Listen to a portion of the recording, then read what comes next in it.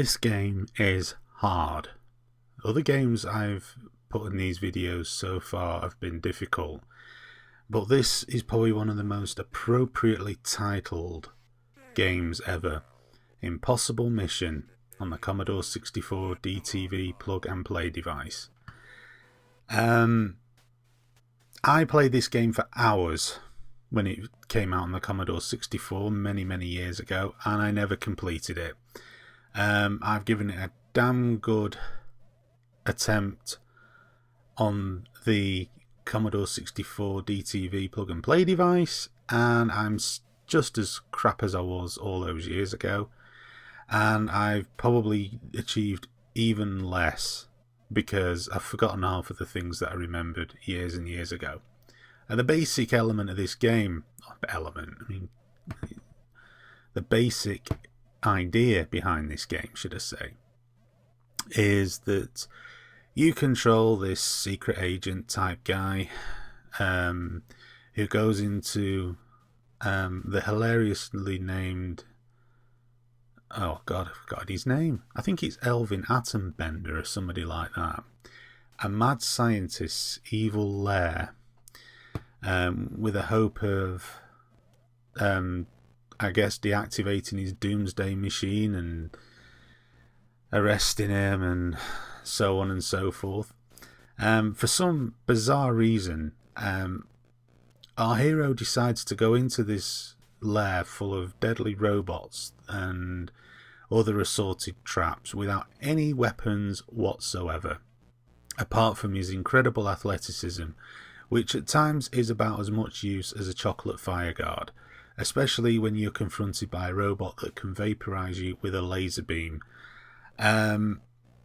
Yes, welcome to the world of Impossible Mission. I'm not too sure whether this was in any way, shape or form related to what would have then been the television series Mission Impossible. I don't think so, but I could be wrong. One of the things that was very immediately notable with this game, and I noticed it as well coming back, is just how well the secret agent guy is animated. I mean, this was before the days of motion capture, so this is pure animation. This isn't some, like today they stick a guy in a, or a gal in a suit with golf balls attached to them and have them do various things, and then they scan the wireframe skeleton of that into a computer and then, essentially cheat. I mean, this is animation that had to be programmed in, and yeah, there'll probably be people there now who are really annoyed with me because I said that modern day animation is cheating. Well, it kind of is, I suppose, compared to what developers were trying to do back in the Commodore 64's heyday with games like this. I mean, absolutely everything had to be created from the ground up. And, today probably doesn't, I would say today he probably doesn't look very good, but I still think it does. It's got nice fluid action to the guy, and I know he kind of moves a bit in slow motion, like the $6 million man. But it's really good, and it kind of suits the character that you're playing in the game. But the game is very difficult, and it can be very frustrating. It's as much a puzzle game as it is a platform game. You got to get your timing right. You've got to learn the patterns of the robots and stuff like that. You can temporarily deactivate the robots by using the computer terminals, but for that you need to find stuff like a little robot sleep icon by rooting around the place, and there's not that many of them. It does tend to be quite random, but for the most part there isn't that many of them, and it does make certain parts of the game very frustrating. You don't want to be wasting them, let's put it that way, because there will be some levels later on in the game, or some rooms, should I say, later on, that would just prove to be absolutely impossible to complete without having the facility to shut the robots down temporarily. You're also faced with situations occasionally where you've got no choice but to die. You don't have a number of lives per se. What you have is a timer, and every time your guy gets vaporized, if he falls down a hole or whatever, it takes time off the watch, off the clock, so you have less time to do the mission. So, as I say, despite the fact that you technically don't have lives, that's not an excuse to just, go around allowing yourself to be killed without a care in the world. It's hard enough to stay alive, so when you're genuinely trying to do it, you don't want to be throwing your lives away unnecessarily, that's for certain. There's quite a number of levels in the game as well, and when I say levels, I mean rooms, really, because that's what it essentially is. It's just one big madman's lair that you're going around. I mean, the guy must be mad when you look at the floor layout of each lair. I mean, why, he himself, good old Elvin, I'm sure it's Elvin, but I might be wrong, but good old, shall we call him Dr. Atombender, must be quite a flexible chap himself, considering how he would have to leap across these various platforms just to get into the bed or pick up his favourite book off a bookshelf or something like that. And it's all good fun, really. There is a lot going on. There is a lot to do. I suppose there's a touch of dark humour about it as well.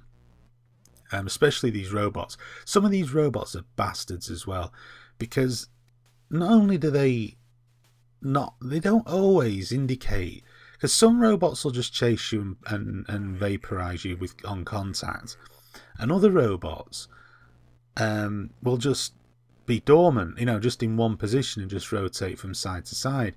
And then you've got the other robots that will constantly shoot out I call it a laser beam, but it's not really. It's like electricity. And there's an example, by the way, of completely cocking up a jump and falling to your death. And you think, right, I've got that all down to a pat. And then you'll get the odd robot that will come along. And that robot is a robot bastard, because they will pretend, or they will act in a way that you think, they're just going to stay there and do nothing. And you'll start to look at a puzzle, and then, without warning, they will electrocute you. And there's no way of knowing when they're going to do that. It seems to be quite arbitrary. They'll sit there and watch you do whatever you're doing for a while, and then they'll just zap you. Yeah, they are evil robots that totally deserve to be eliminated. And that is the real thing, I suppose, I don't like about the game, is I can't vent my anger on these bloody robots by blowing them up. I would love to be able to pick up a big rocket launcher or a shotgun or something, anything that would just enable me to, kick some robot ass and just make me feel better, instead of having to keep dancing around them all the time. Again, why would a secret agent not equip himself with a decent weapon going into a place like this? The mind genuinely boggles. You don't need to complete each room in order to get to the next one, but I'll try and show you if I go back into the lift shaft again. You do need to collect the pieces of a puzzle, and then you need to try to arrange the pieces of a puzzle, and then I think you upload it via some kind of primitive modem thing. there's more to it. It's not just this. There is a greater puzzle element. Unfortunately, I never accrued enough pieces of the puzzle to actually solve any of it. I just used to spend too much of my time dying, and oh god, that's frustrating as well. If you ever get to one of these items of furniture in this room that is absolutely rock hard to get to, you get to it, and there's nothing worse than the bloody thing then revealing that there's nothing there. It really does make you want to just, well, in the olden days it would be take the tape out of the C2N cassette unit and stamp on it quite liberally. Unfortunately these days that is something which has been an option which has been taken away, so unless I want to break my plug and play device by stamping on it, which I've no desire to, you just have to bite your lip and just take it like a, I'll take it like a man, I guess. No, I don't want to particularly take it like a man at all. I actually want to vent my anger about it. I want to go crazy, because it is very frustrating. But the game is called Impossible Mission, and they weren't joking. Right, what's going on here? You see, there's one of those bloody robots. It's just having a complete insane moment, and then the minute you arrive it decides it's going to change its behaviour, and it traps you into an impossible position. So you've got no choice. Either deactivate the robots in the room, which there's not that many of them, and all the items you need to search are in kind of one place. You need to either use a robot deactivating thing or die. Now this is quite a sedate room. You just got this black ball thing coming after you, and again, contact with this device. That was a piece of a puzzle there, by the way. Contact with this device results in death. Oh, and another piece of puzzle. How nice. Will they have left anything in the bin? Yay, another piece. There's loads of those to collect. It's not really worth getting excited about the fact that I collected 3 on the trot, or 4 on the trot, because there's loads of them to pick up, and then, as I say, you've got to arrange them. Yeah, outwitting these things when they're moving at this speed is relatively straightforward. You can they move too slow. You should always be able to complete a room like that. If I can do it, then anybody can do it. So yeah, this is Impossible Mission on the Commodore 64 plug and play DTV device. I can't really think of much else to say about it. It's a classic game. It's a well-loved game, and at the time it was a very well-received game. There is a lot of depth in it, which, as I say, is quite unusual for 8-bit games.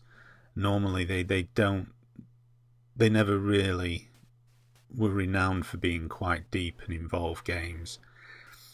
But this one is. It's an exceptionally tough game. It lives up to its name. But it is a very good game to play, and you do get a lot of gameplay for your buck. As I say, you don't have a number of lives. You have a mission time, and when that runs out, then it's game over, and each death reduces the clock, as I say. So, you know, it's not one of those where it's like instant death games, where you have, like, you know, a handful of lives, and when they're gone, they're gone. What I've tried to do playing this as well is I've tried to show you as many rooms as I can. That's my excuse for being rubbish and not picking up things, and I'm going to stay by that excuse, because it's the truth, shall we say.